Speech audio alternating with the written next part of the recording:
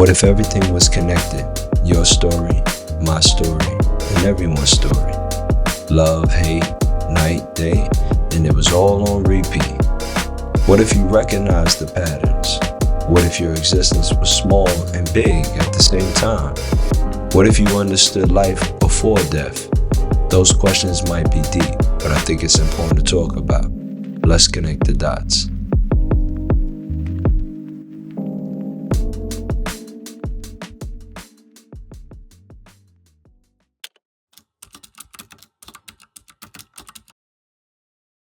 Welcome back to Connecting the Dots podcast with yours truly, Cody. This episode is very special. This episode will be called Pain into Power. Pain into Power. Well, what do I mean by that? Well, we all have a pain. All of us. Universally, we all have some degree of a pain. Some pains are big, some pains are small. But the goal in life, in my opinion, is to learn how to change that pain into power. This episode is going to highlight an individual that I met named Zaid Gayle. He's an incredible human being who runs an organization called Peace for Kids out here in Los Angeles, California. Pain into power. What do I mean by that? Pain into power. Something can either happen to you or happen for you. Pain into power. You could build with it or you could destroy with it. Pain into power. Where there's pain, there's healing. Pain into power. Pain can destroy hopes. Pain can destroy dreams. Pain can destroy loved ones. Pain can destroy families. Pain can destroy yourself. It's very destructive if we don't understand and really unpack pain. Pain into power. But pain can also build love. Pain can also build hope. Pain can also build dreams. Pain can also build families.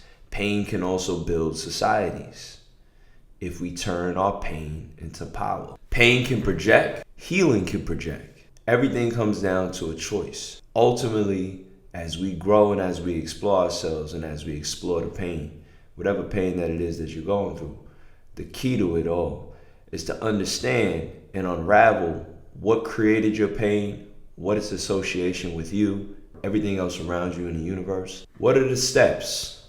Explore the pain. Get curious. What is your pain on a mental level, on a physical level, on a spiritual level? Number 2, understand your pain. What actually is the reason behind your pain? What are the systems behind your pain? What are others like you that have your pain? What are they experiencing? And again, study it from every angle. Study it physically, mentally, spiritually. Number 3, use your pain. Remember, we have a choice. We either build or we destroy. Are you going to build with your pain? Are you going to understand and explore your pain and then now discover it and use it as a power to kind of drive the force forward in whatever it is that is productive and loving in society? Or are you going to use it to become destructive and continue the destruction and the cycle that we constantly see what's going on in the world? You make a choice. It's either you build or you destroy. Pain into power. Whatever it is that you're going through, I don't care what it is. I really don't. And I'm talking to every single person in the world. I don't care what it is. Pain into power. Say it to yourself. Say how many times you need to say it to yourself to get you through whatever it is that you're getting through. Pain into power. So please, guys, enjoy the episode. I hope that the episode is insightful and sheds some light on some things that maybe we already know about. Maybe some of us don't really know, and maybe some of us need to know. Peace. Man, first I want to start off by saying thank you. Thank you for allowing me to do this episode with you. And for the audience, I just want to really share with the audience the story in which how I even got here with you and how my connection with Peace for Kids came about.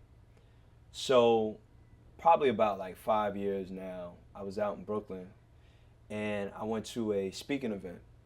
And at that speaking event, I met a young lady, I think her name was Melody, and she had went through the foster care system. And she was one of the first people I've ever heard publicly out loud say that she was from the foster care system and that she,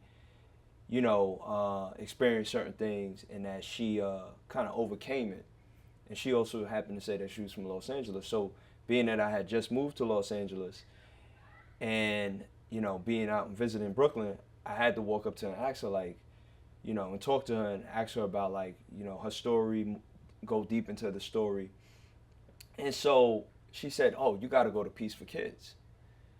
And that was the connection for me. The connecting the dots theory was like, okay, cool. Like, Peace for Kids. What's Peace for Kids about? Oh, Peace for Kids is about kids that's going through the foster care system, and it's a great nonprofit program, and they're doing stuff, volunteering, helping kids out. So once she started to say all of those things, it was speaking my language. I was like, oh, I got to be a part of that. So the moment I came back to Los Angeles, I literally went online, and I don't know if it was like I had to fill out a form or whatnot, but I went to the orientation.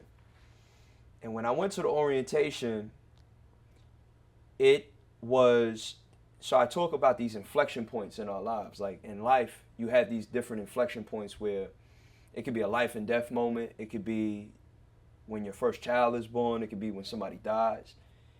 For me, it was that orientation. When I went to that orientation, you know, there was some tears. I definitely cried. My wife was there with me, and she saw that when you guys were talking about the biological factors that take place when children are separated from their parents at birth, that there are like physiological things that actually occur. And it was in that moment that I realized that like I felt it in my cells, like I felt it in my bones, and I couldn't help. The tears just trickled down the side of my face. Like I wasn't like crying, but it was, at that time I still wasn't in the space yet to like explore those feelings. I was still protecting something. And I cried internally. I cried one or two tears out, and my wife looked at me and was just like, oh, you know.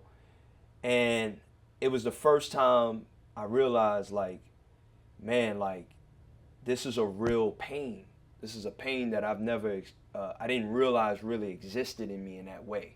You know, you hear like, oh, you get adopted, you go through foster care or whatever, and it's like, you know, you have a biological family, you have your adopted family, you have your foster care family, you have your family.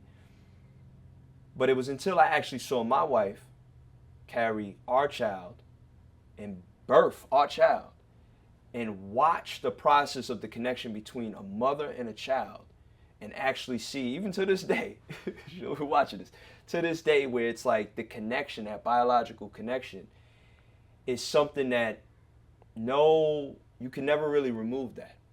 It's more about understanding it to work through it, but to kind of deny it is something that you would eventually will rear its ugly head later down the line.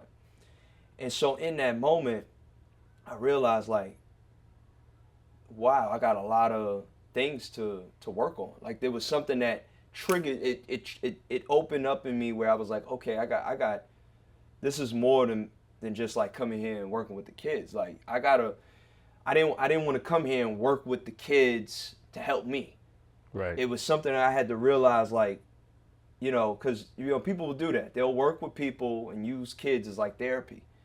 And I realized, like, you know, I got to work on myself and figure out what occurred, what happened to me.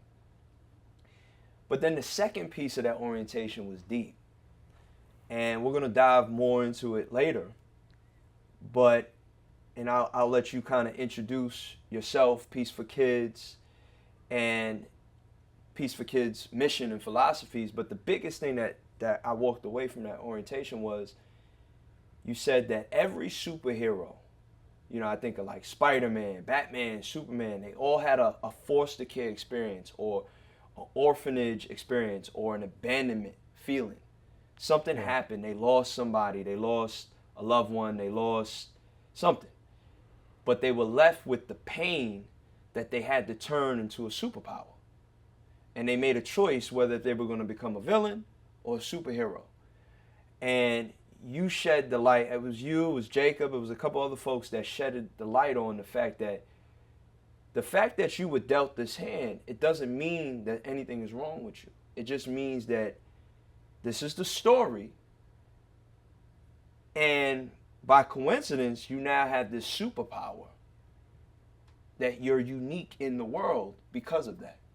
And you can now choose to go out into the world and do phenomenal things. That part.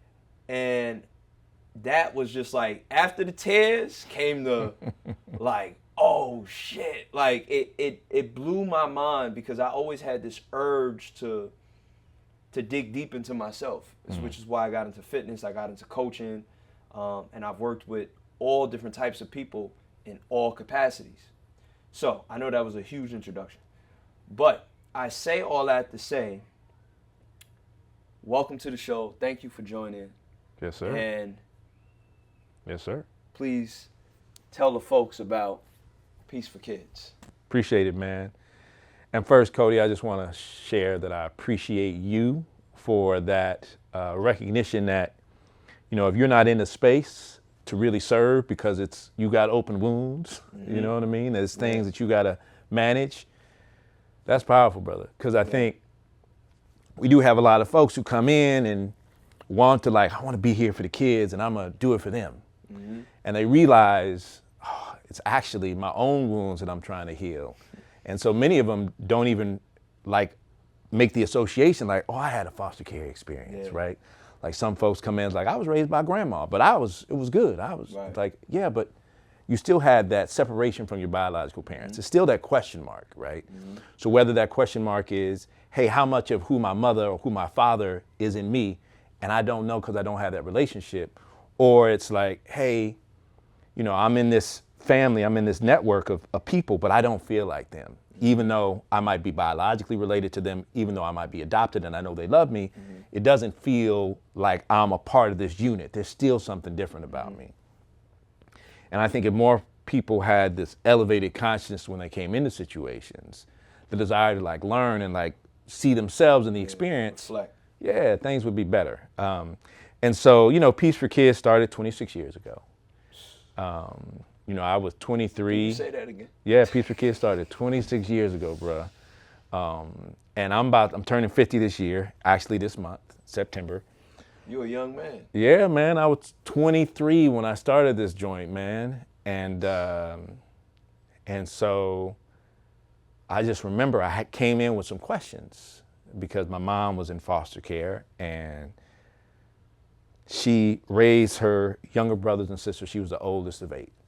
And they were all in the house with me when I was growing up. And I always was like, man, my mom's so successful, but my aunts and uncles, so many of them are struggling. And I just wanted to unpack it because they were family. I loved them. And so even though they were involved in criminal things, had drug addiction, they were still people I loved. And I just wanted to understand, right? Like it just didn't feel fair to me that these were people I loved and they were struggling. And so the only thing I could point to was that, hey, they all weren't raised with my grandmother and my grandfather. That's the only thing that's here. And my mom made a very specific decision. So at Peace for Kids, man, I was just really trying to unpack it. We had an opportunity to really work with young people in Watts.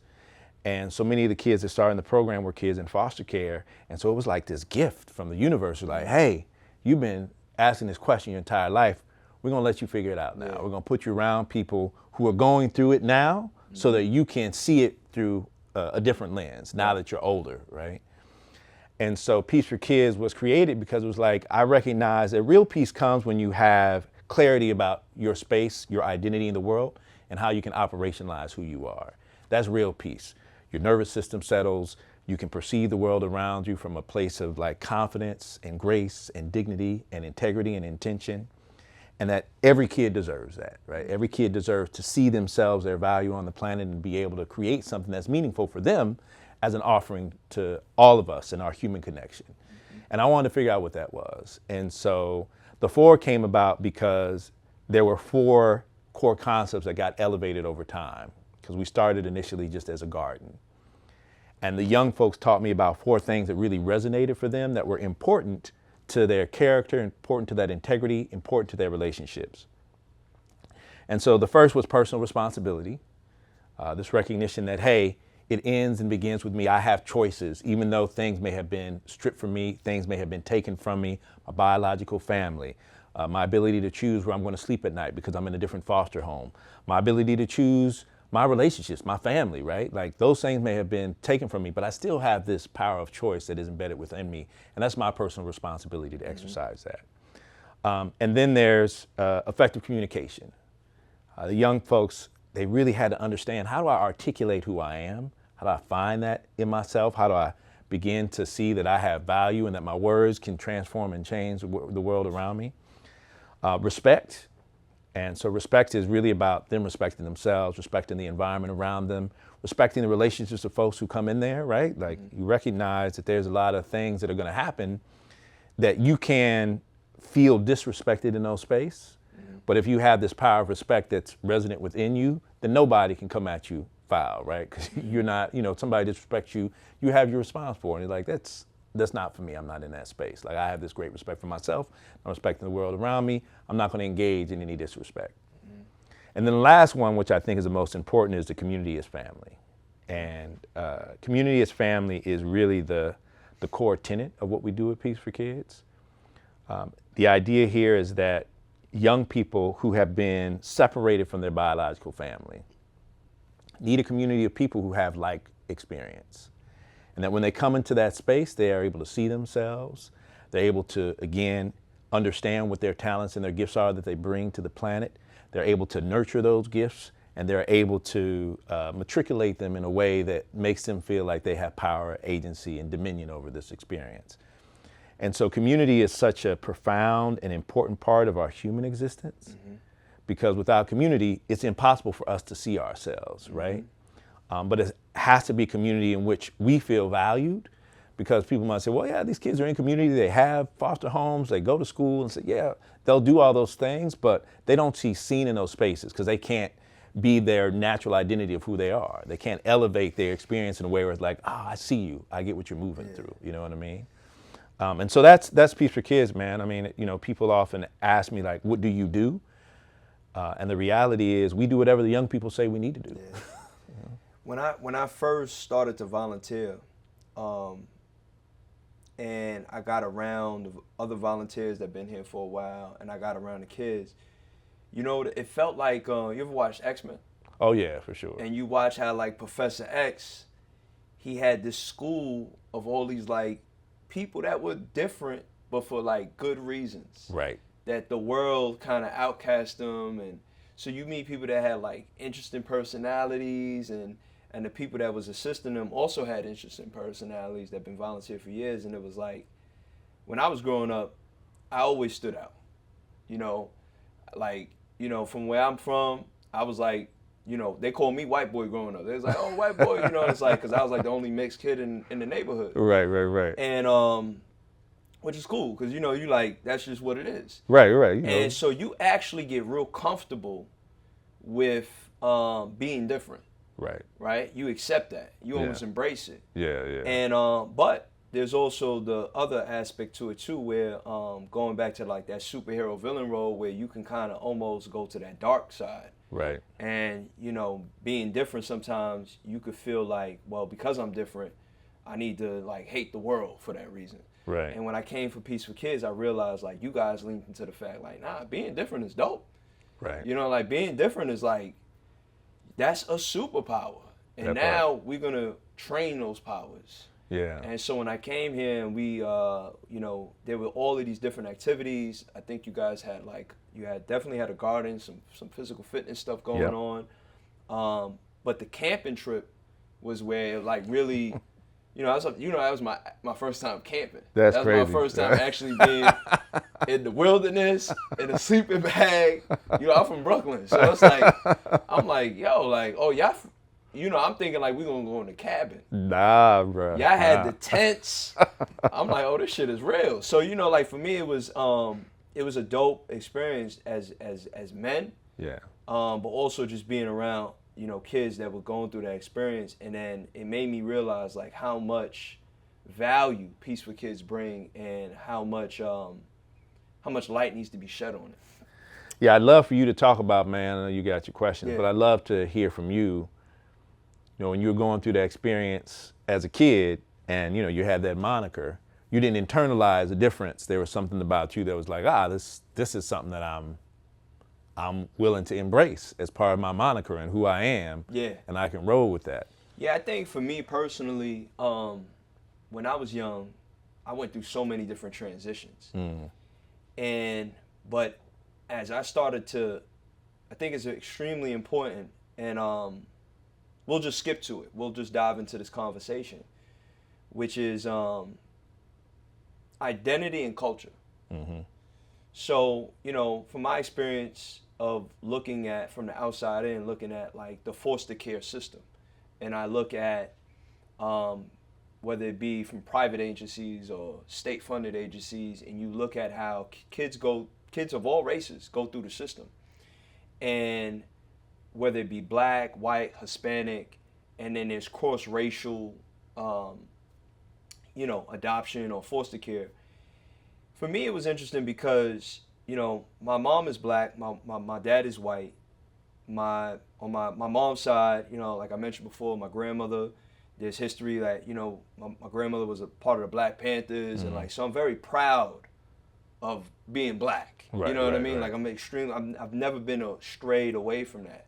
Right. But, from the outside world, in terms of how people perceive you and how society works, right? Like how others perceive you. There's a responsibility both when people adopt children or foster children from different cultures, from different races, in terms of how identities can be perceived. You could sit back and say, well, no, there's no such thing as color. Like you could kind of do that kind of narrative, but obviously, like there is. Like I remember one time, I'll share this with the audience because I think it's important. I'll never forget. I was young. I was like in junior high school, and I mean, like, I was on the top. Like, I mean, everything black. Like, I was reading Knowledge of Self, all that stuff, right? And because, like, your soul cries out for things. Right. Like, one thing about us as a people is that, it's in your DNA. Like, these powers, you know what I mean? It's like it's in you. Right. And the world can have influence on you to steer you away from that. Right. And unfortunately, we see this sometimes with people that are fair skinned and they walk the world a certain way and they kind of forget, about their fellow brothers and sisters. That's, and this is historic, right? Like you've seen this with the house Negro and the field Negro, and you see how that has been, and this is still to this day, this is how this is. Yeah. But this is interesting to me because when you look at the foster care system and you look at how culture and how people take children that's in vulnerable situations, how it can also affect how a person identifies in themselves. So I was so happy to have a mom that, reinforced to me like, oh no, you black, your mother's black, and And so going back to my point was, what were your adopted parents? What was their racial identity? Oh, my mom is black. Okay. Yeah, it's just Okay. I was raised by my mom. Okay. And but the interesting thing about it was that when I went to school, right, I was like, I was in this like I can't remember if it was like an after school program or for something. I was like being like it was like a detention. I can't remember, but it was a brother, an old school brother, who was teaching all this knowledge about self. For all I know, he could have been part of the nation. Like, I don't really know. But the good, I would never forget this, and I thank him for this, actually. He looked at me, and he said to me, he said, Cody, one thing you have to remember is that how you're perceived, you're black, but how you're perceived, how people will perceive you in the world, it's never going to be of equal. And I would never forget that because I think that was a reality for me to realize, like, it's true. Malcolm X's mother was passing as a white woman. Right. Right? Yeah. You read that in the first chapter, but she produced Malcolm. Right. Right? And so historically in America, when you study your history and you look at how integrity matters, when you really start to look at how people are moving, with integrity, and then it ties into racial identity, it ties into how society conditions people around racial identity and all of that. Yeah. It really just comes down to integrity. Yeah. And unfortunately, a lot of people don't have integrity, which is why when I ask you later about Kendrick, we're going to dive into that. But, okay, so we kind of tangent a little bit because I answered your question. Okay, so what's your experience with, and when I say experience in terms of like, you know, you said Peace for Kids started 26 years ago. Yes, sir. So what is your experience with seeing kids go through the system and the connections, or I should say pipelines, to things like homelessness, drug addiction, human trafficking, like those types of things that obviously we don't know every single detail about these things because these things are ongoing, but what are some of the experiences you've seen over the years? Yeah, man, I mean, listen, there's a lot of that stuff that happens in foster care systems, and I think part of it is because there is a vulnerability that folks who are in foster care have. And many times, young folks are looking for that sense of love and connection and community, and they're willing to sacrifice some of their morals and ideals along the way to get that. And so you can see young folks like that desire is like, yo, I'm gonna join the gang, man. Like these dudes, they love me. Yeah, they gave me a heater. I gotta go out and do work. But when I come back, like I'm in, right? They love me. They take care of me. And I'm being celebrated for who I am on the streets. Or, yo, I got this pimp who, you know, is taking care of me, says that he loves me or said that she loves me. I'm not trying to gender discriminate because it's women that are doing the work too. Just go down like that, yeah. And, you know, they're taking care of me. And that's what I'm getting that I can't get from anywhere else. I haven't got from my biological family. You know what I mean? And so, you know, I'm always trying to have people have empathy and understanding. Like when you see we can't spend all of our time trying to put Band-Aids on the issue. Like, hey, you know, what we need some sex education classes, or hey, what we need is we need some, you know, we need grid. We need to go in and we need to stop gang violence. It's like, no, that's not what young folks are looking for. That's not the core issue. Yeah. But you can do all that. And sure, you'll get ones and twos, people who come out, but they came out because you gave them what they were looking for, which was community and family, right? Gave them a sense of belonging to something. And so the other thing that we just discovered through our research, there's another component about this that nobody else really has paid attention to. But we got this from our young folks. Like our young folks were coming and they're like, yo, we're in this community and it's dope. But when we go out, people still see us in this negative way. Once they know you're in foster care, it's like, oh, you're a criminal, you're a drug addict, you're broken, like, you know, you're a bad kid. Like that's how they see us.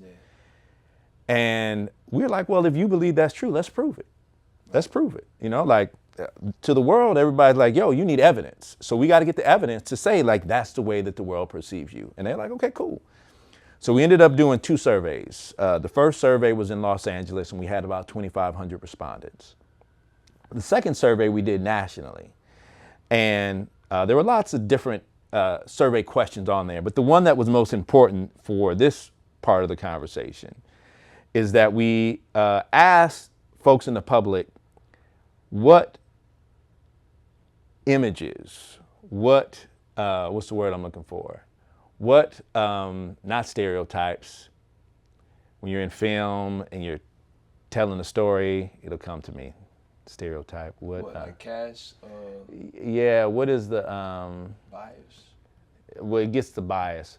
Hold on, the word will come to me. ChatGPT now. Right. All right, so for lack of a better word, what images, portrayals, okay. Yeah. What media portrayals most represent the foster care experience, right? And so what media portrayals have you and the public been exposed to about people in foster care? And so we gave them 12 portrayals to pick from. 5 of them were coded as negative, 5 of them were coded as positive, with 2 that were neutral. And when we looked at the top 4, both in LA County and nationally, they were the same. They were victim, survivor, drug addict, and criminal. Now, what's interesting about those is survivor was also coded as a neutral portrayal because our young folks are like, yo, if you're a survivor, still all they see is your trauma. They don't see you. They just see that you went through something, right? Victim is obviously directly correlated it. And so those were the two highest one, about, I think between 40 to 50% of folks all selected those two. Drug addict and criminal were around 30%. The ones that were positive, like hero, mentor, guide, loving parent, all those, less than 5% picked those. And so you might say, well, it's not, that doesn't mean anything. That's just what people see on TV. Right. So what we did is we also had a correlating question, which was, what do you think are the outcomes that youth in foster care are most likely to experience? And so we were able to recognize that it was predictive. If these people pick like the negative portrayals of like drug addict, criminal, victim, then they were more likely to pick youth in foster care become drug addicts. Youth in foster care don't graduate from high school. Youth in foster care go to prison. Youth in foster care are homeless, right? They were more likely to pick those as outcomes. So the research showed us that the way that people perceive young people in foster care leads to their perception about the outcome. And so you might say, okay, it's just perception. What's it matter? But there's something that we call looking glass theory. It's a theoretical framework. And essentially what it says is, I'm not just the makeup of how I see myself. I'm the makeup of how I see you seeing me. That's the way I perceive myself. Because to your point earlier about being called white boy, right? It became your moniker, but it became the way that you identify with it. That's how other people see you. You know what I mean? Not how you saw yourself. You said Eminem was popping back then. Yeah, right. So, but we began to associate ourselves with the way that the world sees us. Yeah. So what our young people are theorizing is like, yo, these outcomes that we see from young people, drug addict, I might do drugs. that's what I'm gonna do, right? Yeah. Because in many ways, and our young folks said it, like the kid who does all the things that you think they're supposed to do gets more of the attention, gets more of the time. No, it's I've seen that, I'm from a neighborhood in Brooklyn called East New York. And I remember growing up, I used to see kids laughing at other people, mothers on the street strung out on drugs. Right. And like, your mom's a crackhead. And like, it's funny, like I work with all kinds of people, all different races, all different kinds of tax brackets. And it's interesting, man, because very few people know, well, now they do, because I got a podcast, I'm just putting it all out there, but very few people know the depths of me. Yeah. I just let people talk sometimes. Because I like to actually see how people perceive the world sometimes. The power of being a coach and a trainer sometimes, when you're walking people through their like body, you're teaching them something, they're vulnerable, they're a little insecure about certain things, and they'll just start talking. You're like a different form of a therapist. Right. And so it's interesting how people will talk about things, and you're like, oh, that's how you see that, huh? And you brought something up interesting because it actually tied into one of my questions, which is like the media portrayal, Hollywood portrayal of foster care and adoption. And, did you see the Colin Kaepernick series on Netflix? Yeah. Right? Yeah. Where, he showed his experience with a white adopted family. Yeah. And, just those little tidbits of like, he's in the car and like, the cop is about to shoot him and it's like, oh, you almost got shot. Like all of those things where it's like, you can't now go to anybody, black, white, whoever, who will understand your experience. That part. You live in a parallel universe. Right. And so in my first episode, I talk about perspective and how it creates this duality in life where for me, that was what I feel like was my superpower. And I now lean into that. Like I lean into the fact that I'm able to have this ability to, you see me, but I see you and how you see me. Right. Like I'm able to actually be in any predicament and understand it and then navigate through the world in a particular way like that because of I had to do that when I was young. Yeah. It's something that if you identify, for example, my mom was struggled with substance abuse. If I didn't have enough willpower, and I wasn't blessed to be around certain people, in my life that had influence on me. It's easy to be like, oh, I'm meant to do. And best believe there were points in time where I identified with that. I identified with not deserving anything. Yeah. Until I had my daughter. Yeah. And I realized, well, she deserves everything. That part. So then it transformed me. And so yeah. Yeah, man. Yeah. I love that, brother. Like when you talk about just the power of the human condition and, being in a space and realizing, hey, I can adapt to this world around me, right? Mm-hmm. Like once I become aware that there's a mirror that's looking at me and I'm reflecting back to people what they think they see in me, I can use that to my own kind of power, right? As opposed to some people looking like, oh, you see me like that? Oh, well, I'ma show you, right? Not saying that any of those are wrong, but you get different results with each one of those approaches. And I love how you were talking about the X-Men, because I use them all the time in my examples about foster care, because it's like, yo, what made the X-Men so dope? And I'm into who did you like? Wolverine? Comics. I mean, I'm Magneto. Here's the thing. I liked Xavier, right? You like Xavier? I liked Xavier because I think he's OG.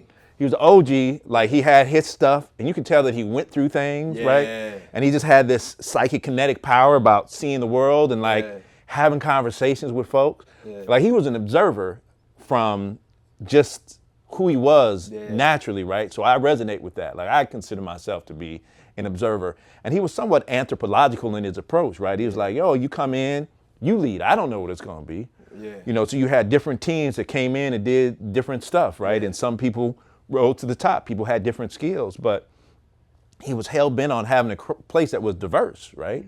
Where it was like, yo, people come in and there's a lot of diversity in the experience, but it was like a group home. These kids were not accepted. Their parents did not want them, most of them, right? And were like, I can't have this kid here. They're showing certain things. I can't be associated with this kind of craziness. I got my life. Like, I don't want this kid, right? Like, I can't do it. Gone, right? And so there's always that scene when a kid comes from that world of not being seen, not being accepted, and they walk in and they see, somebody shooting fire, another person like hanging upside down from their toes, right? And their eyes just be like, what the And it's like, oh, for the first time, like I'm around other people that's different like Yes. And it's accepted. Not only is it accepted, but it's celebrated, it's encouraged. Right. You know what I mean? And so I think, when you talk about your daughter and that idea, man, like when you become a parent, like I am too, you just want your kids to be like, just be you, baby. Like, do you. And the world needs to adapt to you. I don't want you feeling like you got to change who you are naturally. Conform to anything. Don't. Just because the world needs your light, because you came into this world and you brightened my life. You changed me. Right. You don't need to prove nothing to me. Right. And I want you to be the best version of yourself, and you go out and you do you. Right. And I think that's one of the things we're trying to create here at Peace for Kids. Like, yo, I'm not in judgment about how you show up. However you show up, whatever you do, whatever you come into the space will be what we're going to do. That's why for some generations, we did a lot of social justice work and advocacy. For some, we did music and film. For others, we did food and gardening, right? And now we're doing research. Like, I don't know, each group that comes in brings something different to the table. Which ties into my next question, because so I deal with fitness. For me, I was part of a group out in Brooklyn. out in Harlem. I was a brother out there. His name is Giant. It's a nice name. Well, this is it's his name. We call him Giant. And he started this group called Bartenders. Okay. And it was a nonprofit. And he's just a genius. I think he did some time. And when he came out with this idea of like starting a workout group, and basically just transforming like anything that you was going through in the hood. It don't matter what it was. We gonna come to the park and we gonna work out. I love it. And because you go to jail, they working out, and that's how they alchemize All their that mind, pain, right? their mind, Like, it's yeah. like that's how you deal with your time, right? Yeah. Like even when my brother was locked up, it's like he learned how to weld, he learned how to do all this stuff, and it's like he's skilled, You're right. right? And so he came out teaching the youth, hey, leave that alone, come to the park and let's work on your body, which actually works on your mind. Mm-hmm. And I started to realize, like, it took me years to, I got it when I was a kid, but I really appreciated it when I went out into the world for myself and I got into like personal training and coaching and starting my own business and like moving to a different state. And like now I teach this philosophy to people. And I realized that movement is expression. Yeah. So when I love art. I used to draw, I write.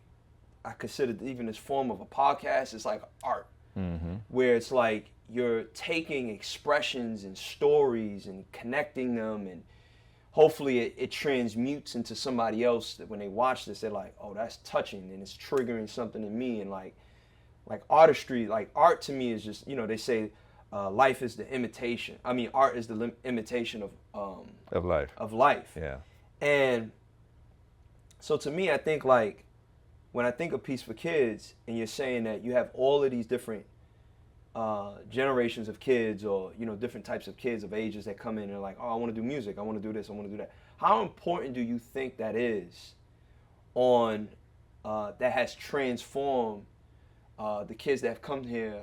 How important do you think has it been in transforming their lives? I mean, maybe you could talk about the book. Yeah, I appreciate that question, man. And I will say, it kind of happened by chance. Because like I said, when we started here, I didn't know what the hell I was doing. I was 23 years old, right? I was like, I just got a question. I ain't got no answers. Yeah. I'm coming in. We're going to figure it out together. Yeah. And so the only thing that I knew back then was gardening and agriculture, right? Because I was a vegan. I didn't eat any meat. Okay. And so I was like, oh, I'm going to start this garden. And we just, grow, because when you're growing, you got time. You picking, you planting, you weeding, you do, you just time, right? And so I use that time to like talk to folks. And in the beginning, I thought it was my job to come in and like teach them something. I'm, 23, you think you know what's going on in the world, you got all the answers, right? Yeah. So I'm coming in like, I'm gonna teach these kids about being a vegan and about the power of the earth and being connected to Mother Earth and, making their own like, food. I eat chicken. Right, Like, I eat ribs. That part, right? And so I'm like, promoting veganism and going hard, and I'll never forget it, man. I converted some kids. I was feeling proud. My chest popped out. Yeah. I'm gonna get there. I'm not there anymore. I'm back and forth. I was vegan, cool. vegetarian. Yeah. But I'll never forget, like I had gotten this one kid to like go strictly vegan. And I got a call one night from a foster parent, and she was like, hey, this is Zaid? I was like, yeah. She's like, it's Miss Johnson. Oh, hey, Miss Johnson, what's up? Oh, you gotta talk to these kids over here. Cause I just made a pot roast, and that's what we having for dinner. And this kid over here telling me they ain't gonna eat. So if they not eating that, they ain't eating my house. So you need to tell them, if you want us to be vegetarians and vegans, Miss Johnson. Miss Johnson wasn't having it. She wasn't having it. She's like, you need to come over here and cook. Yeah. And it was like, I'm like, froze, right? Like, I'm like, here I am coming in like I'm trying to teach something. Miss Johnson just put me up on game. Miss Johnson just spent some good money. Yeah, she was like, nah. On whatever she just made, she like, yo, y'all not about to put this food to waste because That's you it. a vegan now. That's it. Yeah. That's it. And I share that story because, I think that's what's been so important about this work, right? Like, all the young folks come, they bring themselves, and in the beginning, I was trying to teach them something. And then once I learned, like, yo, I'm not here to teach anybody anything. We're here to learn together. And that this environment has to be a place where we're discovering things as a group. And it's going to change over time because the discoveries are influenced by the environment, the world around us, and who each individual person is who comes to the place. And so for a young person to be seen like that, to be like, yo, you have value, and I don't know what we're gonna be doing in your time here. You're gonna have to tell us. And in the beginning, they're like, nah, this ain't real. You don't really want that. I just interviewed an interesting guy. He runs a tutoring business from teaching kids math. And one of the questions I asked him, because I I consider myself, in terms of coaching, working with people, working with kids, working with older people, a teacher. Right. Right. And, when you teach, one of the things that I've realized about teaching is that you're learning more Yes. than sometimes the student. Yes. Because, when you teach, you're actually seeing, okay, like, for example, you were teaching veganism, and she called you and said, well, I just finished making this. Now you got to come over here and make a good vegan dish for all of us. Like, that was a learning moment for you. Yeah. While you were teaching something. Right. So now you're prepared to, like, okay, well, I guess I got to make something and bring it now next time, versus just teaching them about it. And so it's interesting, like, I've learned this in this exploration of wanting to help others. You start to learn more about yourself. And, like, when I came here and I started to volunteer, and I realized, like, man, I had to do the work. So, obviously the pandemic happened and everybody went into isolation.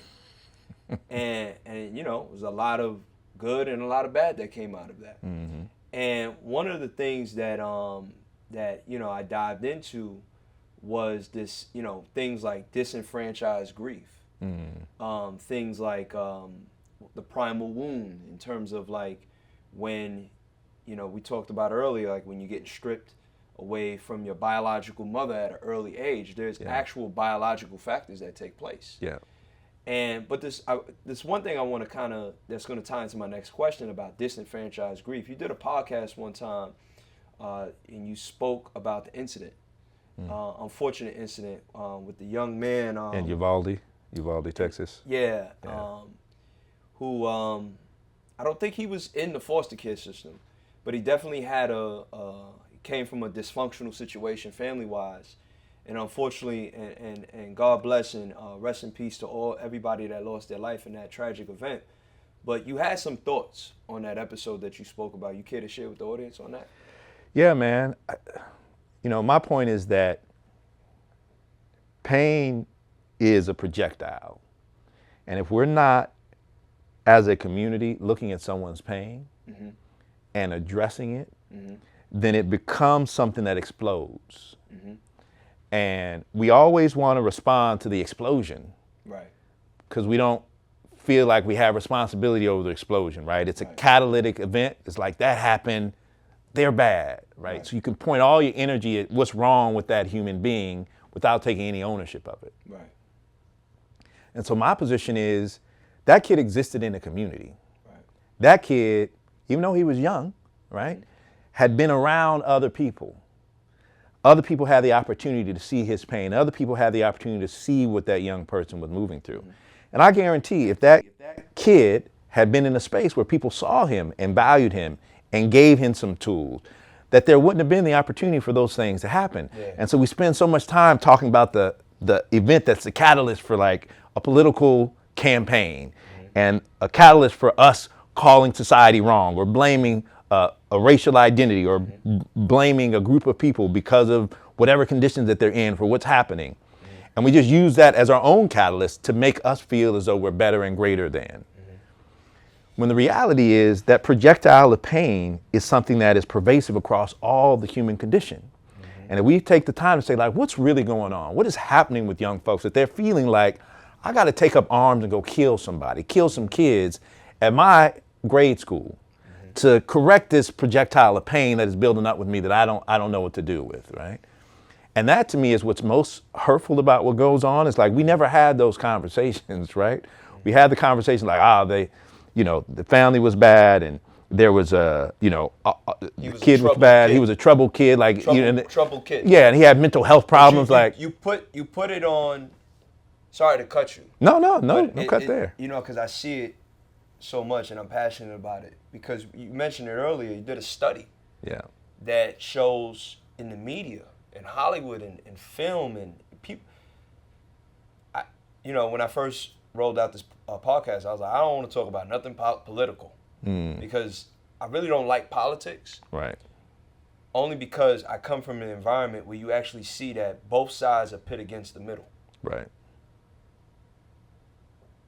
You actually see that while two sides are arguing, the people in the middle suffer the most. That's it. And it's sad because you see it a lot in the paper, like troubled kid. So troubled children don't come from troubled communities. Troubled kids don't come from troubled families. Troubled families and troubled communities don't get affected by troubled systems. Right. Right? You know, when I've done some research for myself, and I see that unfortunately that generations of families are affected. Yeah.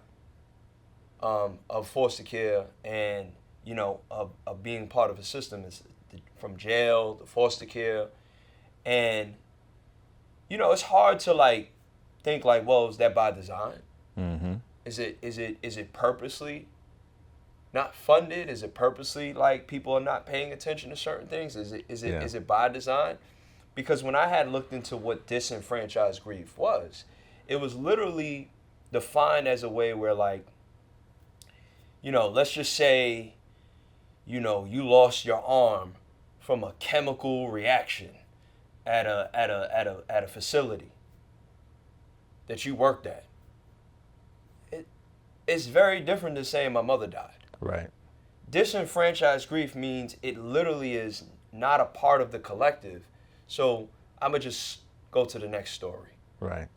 Everybody care about a lot of things that actually affect them to some degree, but when you go past a person that's homeless on the street and foster care, kids that go through the foster care system, they get aged at 18 or 21?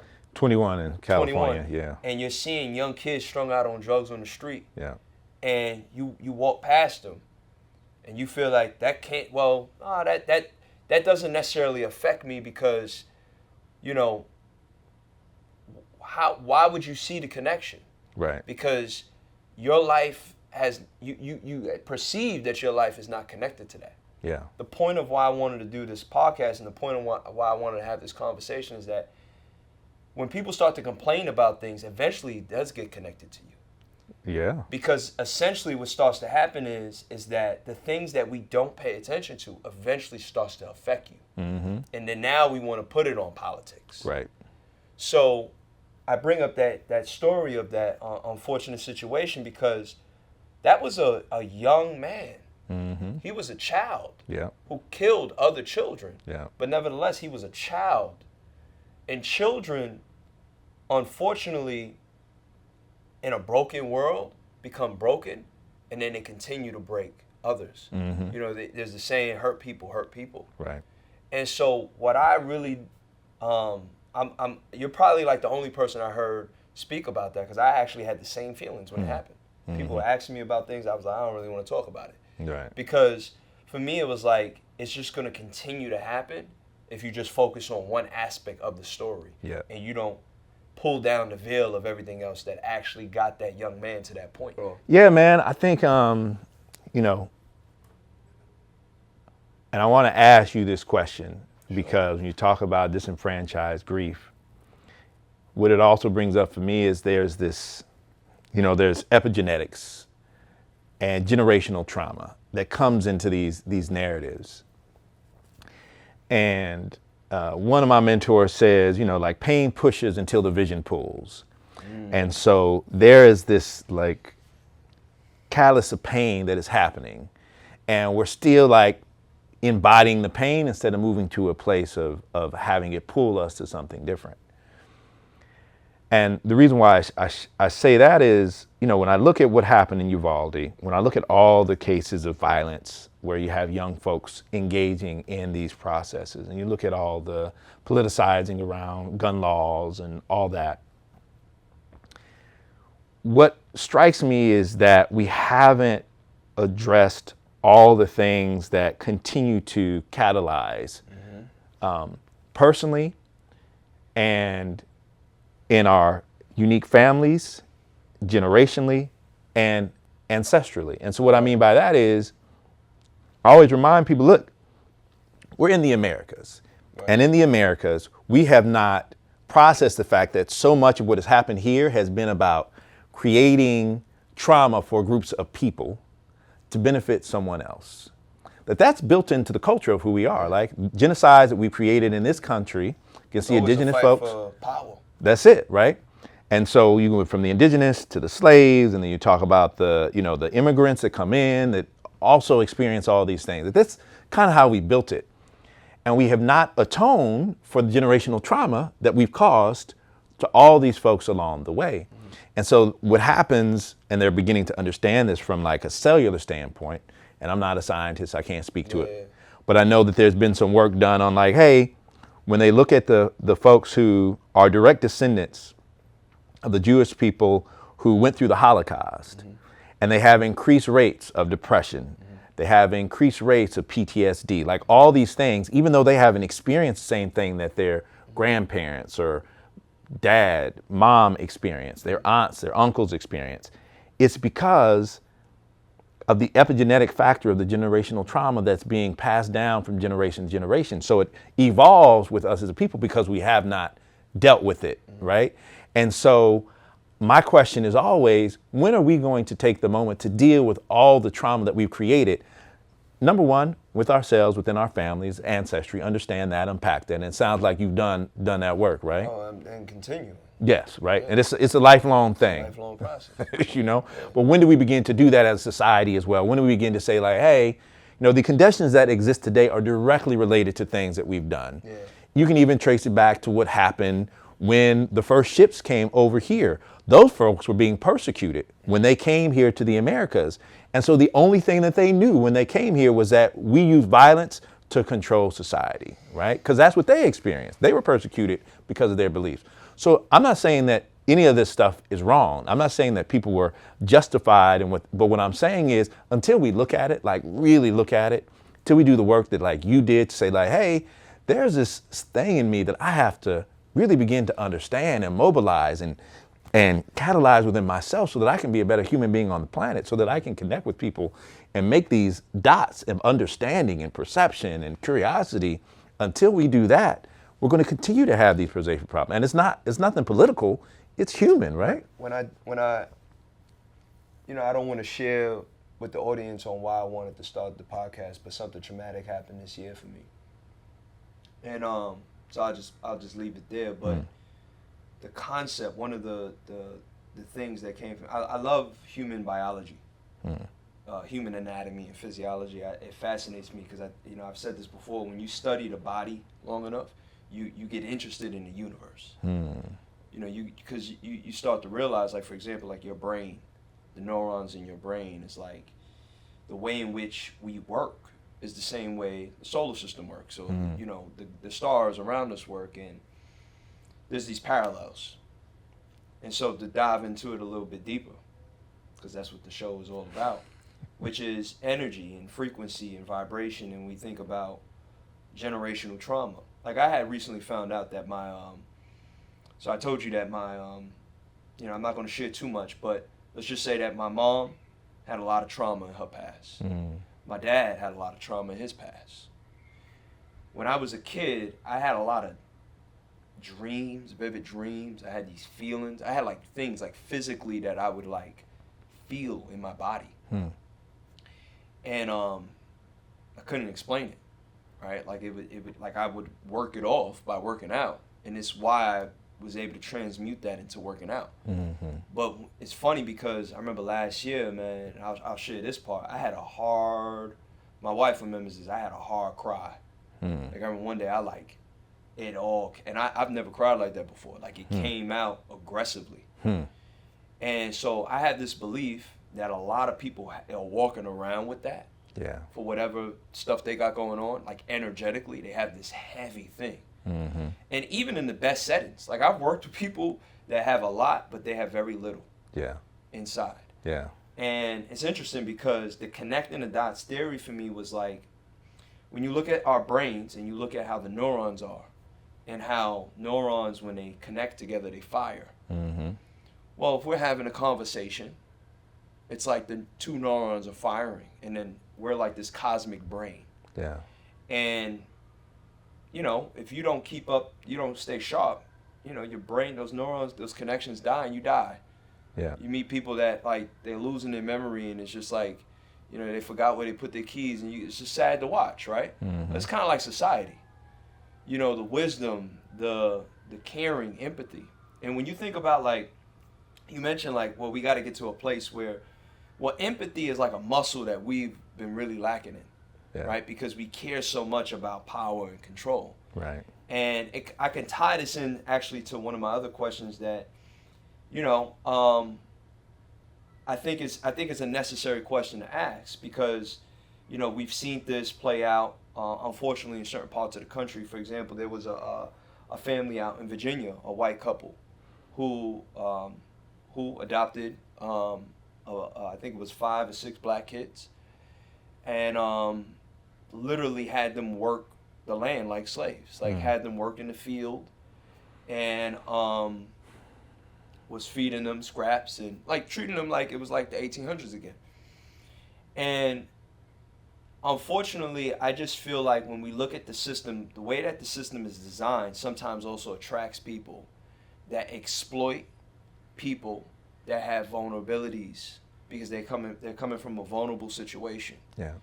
So we can look at the system, but then now we can also look at what the system is also employing when people now like that take advantage of young children that don't have a voice, that can't have access to cameras and can't speak up for themselves.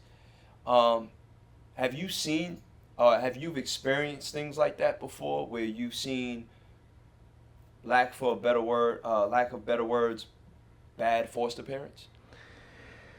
Yeah, I mean, look, the other thing I do outside of my job as executive director of Peace for Kids is I work as a commissioner. So for LA County District 2, which is Haile Mitchell's district, I advise on child welfare policy and juvenile justice policy.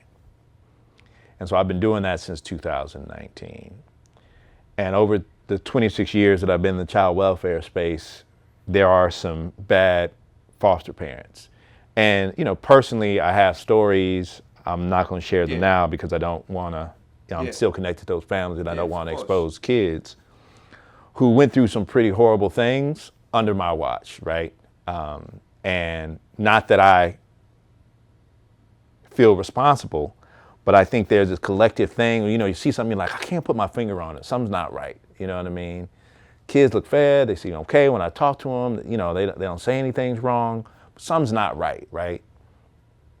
And so I get that even in the context of all those things, we're never ever in somebody's home like at night. We don't see everything. Like when people come here, we're seeing their best presentation, right? When people come into a child welfare office, we're seeing their best presentation. So some things you have to like trust your intuition and infer things, which is not always the easiest thing to do. But my point in saying that is, we have a collective responsibility to understand how these systems were built. And the systems were never really built to take care of the communities that they dismantle. Yeah. And, I get a lot of flack for this, but I'm always saying, like, listen, the system is doing what the system was designed to do. People are paid. They make money off the backs of these kids. And so when a kid comes into the systems, there's social workers, there is attorneys, there's there's law enforcement, there's judges, bench officers, all these people who depend on having kids in the system. Situation. Right. And so when you have those conditions, state's giving money, the Fed's giving money for it, right? These kids are actually cash machines. And I say that reluctantly because I'm part of the system at the end of the day. But you're a good soul in the system. I appreciate that, man. But I also believe like there's a responsibility here to limit the power that the system has. And what I mean by that is, I think there are situations where a biological family does not have the means to take care of their kids for whatever reasons, and you need to step in. Kids being sexually, physically abused, we got to get that kid out. We got to get that kid safe. And we need to make sure that where that kid goes is a safer place. I hear so many stories from young folks who got out of a bad situation and got into a worse one, right? Out of the frying pan into the fire. Like, yo, what are we doing? That should not happen. You shouldn't have people who are licensed and certified who are worse than the conditions that you said that you rescued them from. And so there's a lot of work that's happening that we're kind of engaged in. So within the commission, we also started something called the Racial Justice Committee.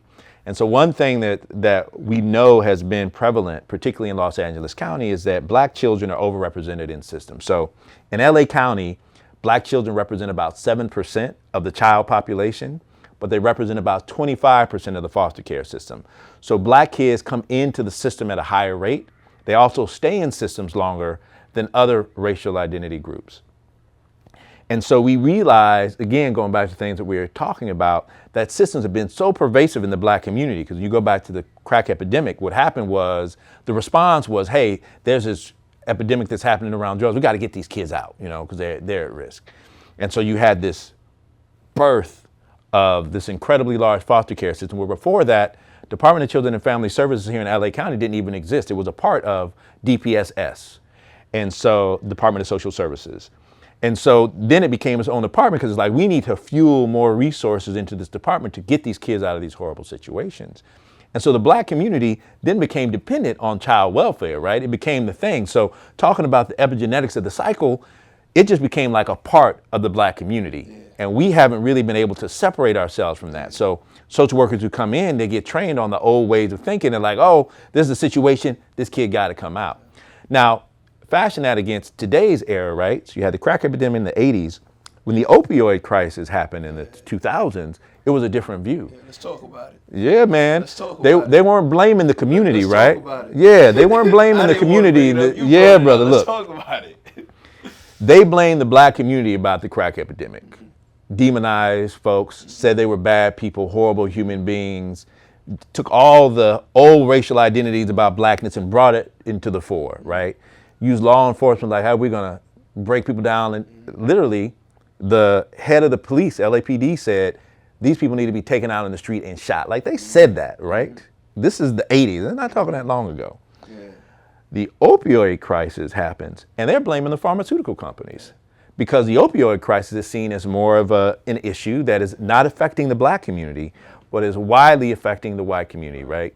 And so as a result, they change the perspective, not demonizing the people who are dealing with opioids, figuring out how we can support the wholesale, substance use and abuse, get those folks treatment, blame the drug companies for creating the going after them in the law, getting them to pay out. Because the media. Yes, right? Yeah. So those things, right? And I use as an example, like you can just see over the period of like 40 years, there's a huge wholesale difference in the way that we're portraying a crisis in a particular community. That community continues to feed a system that is highly dependent and reliant on young people to be in systems. You could take the investment that you're putting into these foster care families, use that as money to help the biological families take care of the kids, as long as there's no risk, right? Why are we taking that money and giving it to a family when a lot of times the conditions that bring kids into the foster care system are conditions of poverty? Why not just give some money to those families so they care for their own children? Why not give them the resources? Why not change the built environment around that community so there's more jobs, more access to food, right? To your point, programs to help people identify what's going on in their body, therapeutic services, why can't we do that to change the conditions instead of like, well, let's just get them out, Yeah, I look at the language, like even for me, just thinking about my personal life, forget just thinking about my personal life where like you'll be raised in an environment and in a culture where like somebody will say like, oh, you were a crack baby.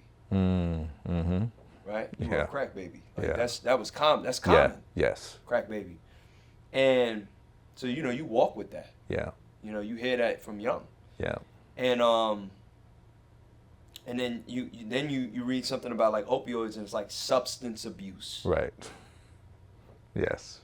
And I had to change my language for my own personal self to like view people a certain way. Right. About a year ago, I was even helping out on Skid Row, and the verbiage was unhoused. Right. That are unhoused versus homeless. Right. So I think language is important around that, because language at least starts to have you start looking at what is occurring differently. Like, what's the root cause? Yes. Right? Substance abuse has more empathy tied to it versus Drug crack addict. Yeah. Drug addict. Yeah. Because you automatically think like, well, that person just wants to be on drugs. Right. They're choosing to go and, right? And it's just an interesting thing because, again, it's like it's tied from so many different directions, where you think about like that kid, for example, going back to that Texas situation where like, it's easy, in my opinion. I come from an environment where it's easy to become a murderer. Mm-hmm. It's easy to sell drugs. It's Mm-hmm. easy to do drugs. Right. It's easy to make wrong decisions when you identify with it. Yeah.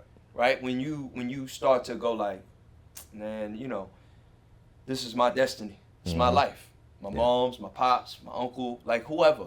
Yeah. When I found my biological family and they told me a lot of stuff that my family was involved in on Staten Island, I was like, well, shit, I didn't know, like, it run that deep. Yeah, man. And it's real. Yeah. And, it's just kind of one of those things where, again, you can identify with that. And then, unfortunately, with the communities that we come from, it just keeps reinforcing it. Mm-hmm. Where, where you go into other communities, the thing is, the access to resources in which, like, you get somebody addicted to drugs at 16, substance abuse at 16, and they have access to all these different resources and the empathy that's coming from the general, atmosphere around them. They have a more guided way out of that by the time they go into like late adulthood. Yeah. With us, there's a window. Right. Right. That window, man, from 18 to 24, you can easily get life. Yeah. Depending on the situation that you made at 17, Yeah. that you wasn't in your right mind to make. Right. And so, these are the people that we trying to save when we go to prison. But it's like all of that could have been prevented prior. And it's sad because, I see it play out, and I see these dots. I see the connection points that I'm like, man, like you mentioned earlier, like it doesn't, the bomb exploded, but what led up to that? Right. What led up to a young man picking up a gun, going to a school, and shooting up everybody? What led up to that? Yeah. Like we can't just gloss over that and act like, well, guns are a big issue in America. Yeah, sure they are. Sure they are. Right. But opioids is a big issue. Mm-hmm. The crack epidemic was a big issue. Right. These systems are a big issue. Right. Right? We need to start looking at things from a different lens. Start practicing empathy. I had this perspective. I have this thing that I'm working on called the perspective glasses. Episode coming soon, which is essentially like, it started off, I wanted to do like a show actually, but I figured like I'll do it as a podcast where it's like, you put on these glasses, right? And the power of the glasses that when you put on the glasses, I see, feel, smell, I can experience the world as you see it. Mm-hmm. And if like, we all had those glasses where we can actually like put on the glasses Yeah. and actually feel and touch and feel everything, Yeah. we might understand more. I don't Yeah. always, like you said, I don't have the answers. Right. I don't know everything, but I'm curious. Mm-hmm. I'm here to learn, to walk Right. me through it. Yeah. And you are open. Yes. And that is, that's a testament to see, of you as a person, how big your heart is. And, it's hard because in this world where like, it's like a ping pong ball. There's so much different arguments that are taking place that, again, both sides arguing against the middle. Right. Because those kids that are part of that system, guess what? They're gonna go on their phone. They're gonna get consumed with what's on the internet. They're gonna get pulled into gangs. They're gonna go get high, whatever it is. Mm-hmm. And then guess what now? We're responsible for that. Yeah. It's our fault that Right. these things are happening. All of us. That part. Okay, we're pretty much done. We're closing now. It's getting in. It's all right. So Well, it's funny. So just want to talk about yeah, that perspective tap glasses. into it. Tap into it. First of all, I love that. But you tapped into a vibration, a frequency Yeah. that our young folks have been talking about. Yeah. And we did a project with USC. It's called Finding Home. And it was a 360 video project. So we took, like 5 kids from the community, 5 kids, young adults, and had them like tell their story, just walk them through like a day in the life of what goes on, the things that make them who they are, and shot it as a 360 video so people can put on the 360 goggles and hear these young folks talk, but be in the world with them, right? So like you're in their environment, being immersed in that experience. And the whole intention was that, like, how do you get people to, like, really, instead of having these perceptions about young people in foster care, like, meet one, like, here they are. Do those things really hold up as true for you now that you actually got to be in the world and be an experience with them? Because from coming here, like, one of the first things we hear from volunteers all the time, because our program is run 80% by volunteers. Like volunteers are like the lifeblood of the organization. But when new volunteers come here, one of the first things a lot of them say is like, man, these are just like, they're regular kids. Yeah. I'm like, well, what did you think they were going to be? Like, you thought vampires over tea, like, what did you think, right? I thought they were going to get shanked. Right. What happened, right? So, but there's this recognition of like, oh, I didn't even realize I had these biases and these perceptions because I hadn't put on the glass. I hadn't seen them in the world. And I've probably been around these kids in different spaces and never knew they were in foster care, I can't, one lady told me one time, I can always pick out a foster kid when I walk in the room. Like, no, you can't. Stop saying that, right? You're saying that from your own biased perception, right? But it's not based in reality. I shock a lot of people. Right, you know what I mean? My mom too, right? Yeah. She's a principal, she got multiple degrees, right? Yeah. She's a spiritual practitioner, like all these things. Nobody looks at her and be like, oh, you were in foster care. Like, no, nobody's doing that with her. So we have this opportunity to really see the world. And to your point, if we're really curious, right? Mm-hmm. Then it opens up a whole new, like, diverse experience that you're like, wow, I got fed by that.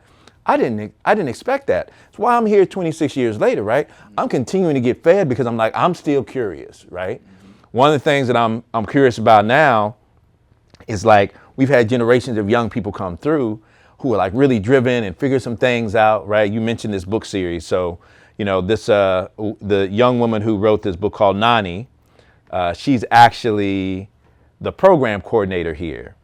And she's an artist and an illustrator. And one of the 360 videos we did at USC is about her. But one of the things that's really cool about this is like, when you're in these spaces and you're creating and you're telling your stories, then people can be seen differently. You begin to see yourself differently. And that's a powerful tool, is when you're like, all these things that happen, they didn't happen to me, they're happening for me. And now I can initiate something different as a result of it. So the book series is one part of that. It's a series of children's books that are written by folks with lived foster care experiences, their stories, they're telling them, folks with lived foster care experience are illustrating them, and we're trying to proliferate all kind of schools and libraries with this information so that these stories are being the ones that are being told, so people have different perspective.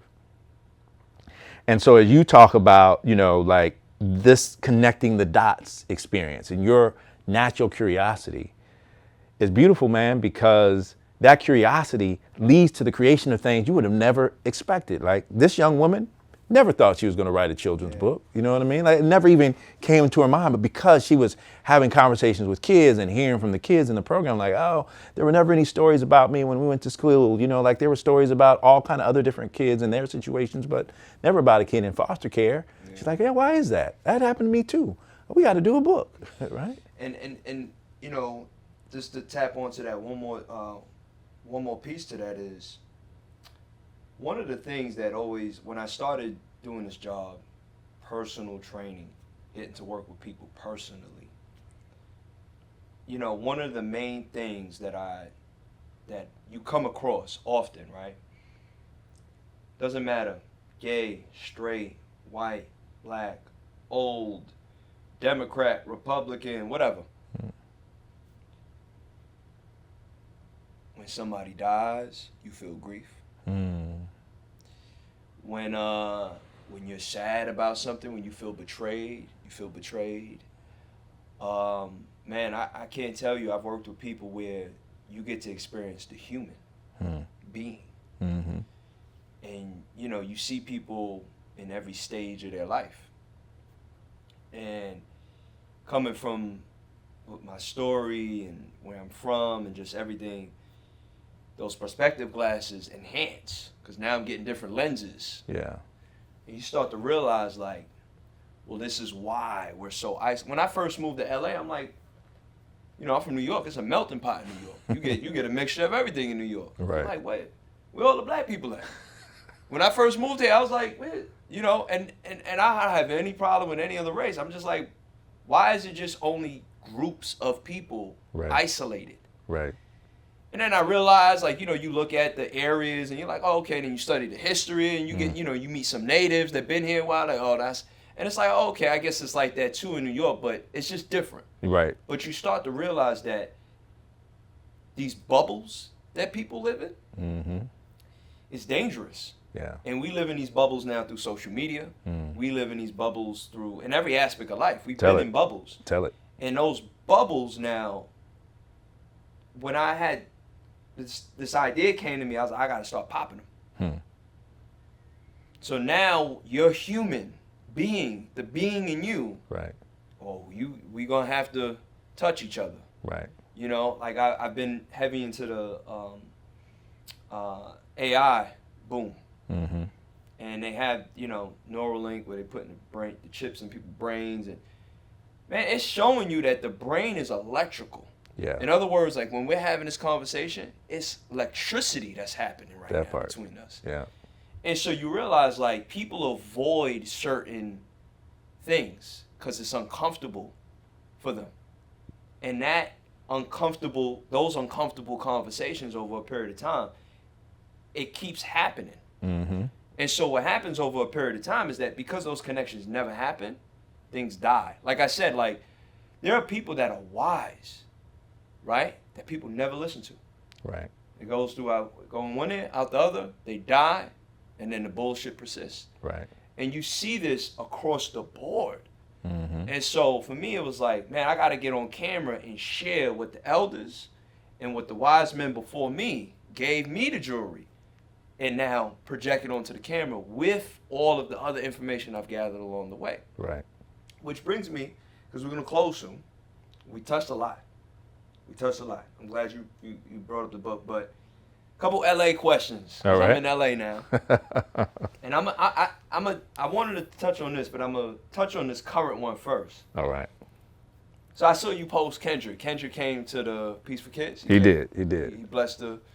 And I saw that, you know, he had like a nonprofit, and he contributed something to Peace He for did. Kids. Yeah. No cameras, none of that. Just off the strength, like, he's from Compton, came through. Drake or Kendrick? Well, I got to go with Kendrick, man. Right. And, you know, the reason why is, like, when Kendrick rolled through, there was no announcement. He just came, you know what I mean? And it wasn't a crew of people. He had a representative come in and talk to me like, hey, is it cool if he comes in? Yeah. So he didn't just like show up with like, the entourage. He was like, yo, let me check in first. Let me see if it's okay if I roll up in this spot. You know, because they might be doing something. I don't want to disrupt what's going on. Right. So just that, and just being like, yeah, I want to understand if this is cool. And I say, yeah, it's cool, but can you wait? We're about to have lunch, and then kids aren't in class. It's easier. Did he speak to the kids? Yeah, he came in, he spoke to them, chopped it up. You know, the joke was Kendrick came and Zaid is the one on the mic doing all the talking. You gonna spit nothing for him real quick? Nah. My spitting days are done. But I appreciated that, man. And that was, you know, like 8 years ago. And so he still kept that memory. And so when he did this concert, Ken and Friends, that's when he gave the 20. So he still kept it in his conscience, like, yo, I'm gonna do something. And he gave back. And I think there's this, you know, there's things that happen which are like in media, we're branding ourselves and we have these personas. And the thing that helps us to generate more revenue is like, hey, how can I use what I've taken from the people to make it feel like it's my own, generate more attention, more likes, more visibility, and then glam on more resources as a result. And I think we built a society that relies on that, right? Relies on that kind of branding and the co-branding and the elevating and just talking about everything that you do. But to your point earlier, popping those bubbles, being in connection with someone, just having an experience, it's transformative for you and it's transformative for those who you come across. You ain't got to be Kendrick Lamar to have an impact on somebody, right? No, you don't. You sitting here having a conversation and you're talking about, listen, this electrical current, this vibration that is coming between us because, you know, they know through science, like, hey, the neurons in your brain actually connect when you're doing storytelling, everything, right? And then when we know about the nervous system, right? The autonomic nervous system, create a sense of safety, felt safety and connectivity. Like our bodies are charged, right? They're like these literal electrical currents that are walking around looking for charges of energy. And you can get charged and have like a negative response when you get the fight and flight, or you can be charged and be like, yo, I'm in a state of social engagement and I feel safe and I feel comfortable and I feel like I'm in community with you. And that's why we talk about community as family, as communal healing. So I'm always going to go with the person who's like, yo, I come in a community because I realize that in community is where the healing happens. You said I make music to electrify them. You make music to pacify them. No. You know, like for me, just to tie it up, I want to peel this onion back real quick because I think it's important. You're going back to earlier, we was talking about identity. And we was talking about integrity. Yeah. And we was talking about how some people have integrity with things and some people don't. Right. You know, Kendrick to me, you know, I'm like from New York, like hip hop was like hip hop. You know, hip hop to me is like, hip hop is a culture. Hip hop is a way of life. Yeah. Hip hop is a philosophy. Right. And hip hop represents the people. Yeah. Right. And that, you know, when you look at Kendrick got all kinds of fans. Right. White, Chinese. He go to Japan and you know, they love Kendrick. Right. And I love Drake. I think Drake is a phenomenal artist. But when we talk about touching the people, right.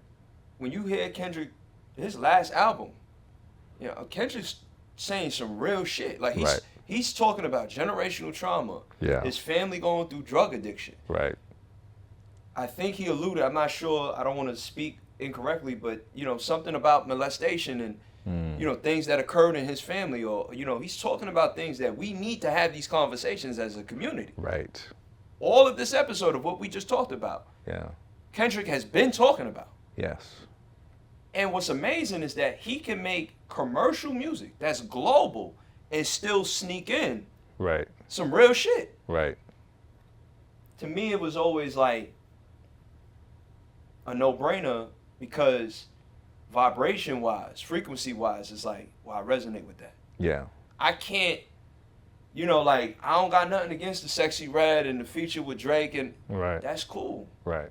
You know what I mean? Yeah. But the stripper that's shaking her ass in the club, she probably was in foster care. Right. And I'm not trying to be funny. Yeah. You know, I'm being honest. Like, it's there's a lot of real shit going on in the world. Yeah, man. And a lot of people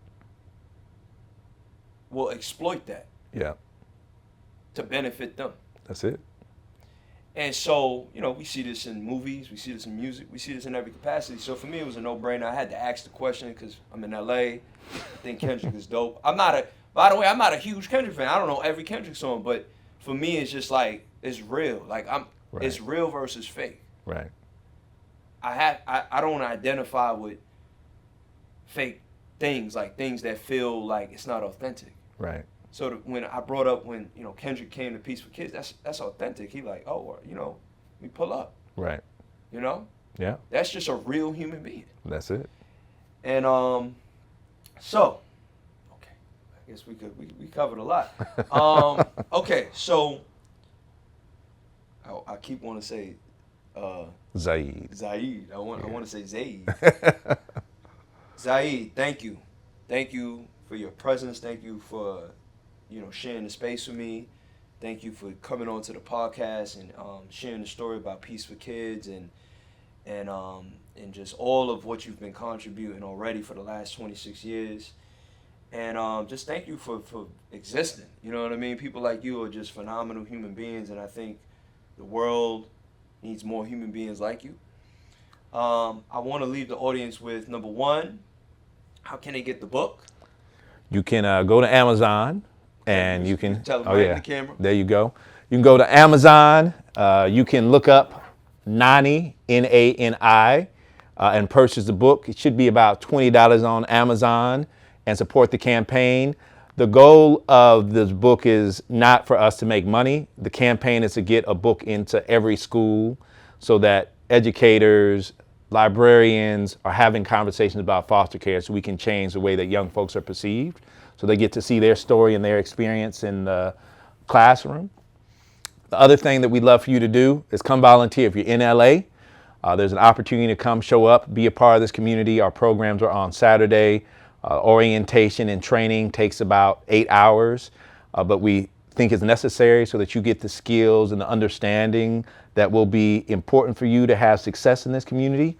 We also believe that there's extended benefits. Whatever you learn here, hopefully you can take into other aspects of your life. I appreciate you, Cody, coming and sharing how you took the information that you got there and it transferred something in you that you were able to transmute into even what we're doing here today. And so we're always hopeful that our training, the orientation, does that for folks, right? It's not all about being here. It's about how do we become better human beings in this connection to all folks who are oppressed and marginalized and those who are not, right? How do we begin to shatter the divides that we've created? And then lastly, if you're someone who's like, hey, I'm not in the area, but I do want to go through the training. We have our young folks who are what we call trainers. So they go out and they do training. So there's an online training that we're doing for educators, we're doing for social workers, that was designed by the young people in this community, so that's something that you can do. And if you have someone in your world, and if you are someone who has lived foster care experience, we ask you to hit us up too. There's a way to become a part of this community, to be a part of the movement, where we're spending our time trying to educate people on the foster care world. So we'd love for you to join this movement. And then, just be willing to speak out and speak up for young folks who are having this experience. We need all of y'all to just bring your light and wisdom into the space so we can continue to learn and grow and transform the world for the better. Beautiful, beautiful. I'm going to make sure to add all of the links, because everything is on the website. Everything's on the website, Beautiful. for sure. I'm going to add that into the description. Zaid.